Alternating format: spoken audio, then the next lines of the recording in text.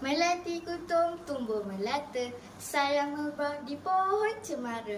Assalamualaikum pembuka kata, saya sembah pembuka bicara.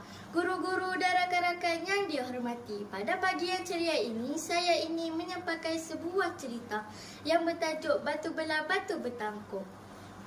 Pada zaman dahulu di kaki Bukit Berapit tinggal Mak Tanjung bersama anaknya, Melo dan Pekan. Sejak suaminya meninggal, Mak Tanjung menjadi muram dan pendiam. Keluarga Mak Tanjung sangat miskin. Rumah mereka buruk.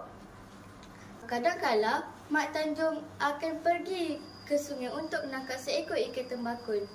Dan suatu hari Mak Tanjung teringin hendak makan telur ikan tembakul.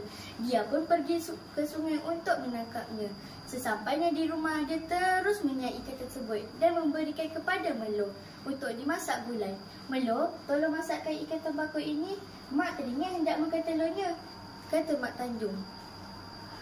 Baik Mak, akan saya masakkan ikan tembakul ini, jawab Melo.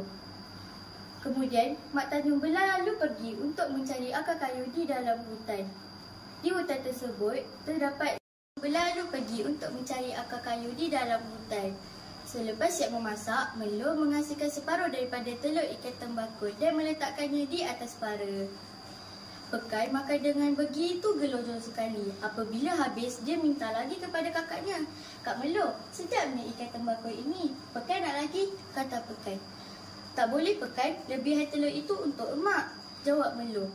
Pekan merengek dan menghentakkan kakinya di atas lantai. Akhirnya, memberikan juga telur ikan tembakul kepada Pekan. Pekan sungguh gembira. Kemudian Mak Tanjung pulang, dia mahu makan. Mana telur ikan tembakul Mak Melo? Tanya Mak Tanjung. Sudah habis Mak, Pekan makan dengan semuanya, jawab Melo dengan nada perlahan. Hati kamu berdua tidak tinggalkan kepada Mak, kata Mak Tanjung kecil hati. Sedih hatinya kerana anaknya sampai terlupa kepadanya. Di dalam hutan tersebut terdapat sebuah batu yang besar, dinamakan batu yang berpuaka. Batu itu beri nama Batu Belah Batu Bertangkup. Lari ke dalam hutan. Melo dan Pekan mengejarnya dari belakang. Mak, Mak, jangan tinggalkan kami, teriak Melo dan Pekan bertangisan. Namun Mak Tanjung tidak menghiraukan. Bagi Mak Tanjung, perbuatan anaknya amat melukakan hati. Mari sini, kedayakan suara memanggil. Suara itu daripada suara Batu Belah Batu Bertangkup. Kemudian Mak Tanjung berkata, Batu Belah Batu Bertangkup, telanlah aku, makanlah aku kempunan telur ikan tembakul. Mendengar rintahan itu, batu berpuaka terus menelan Mak Tanjung. Melo dan Pekan tidak dapat berbuat apa-apa.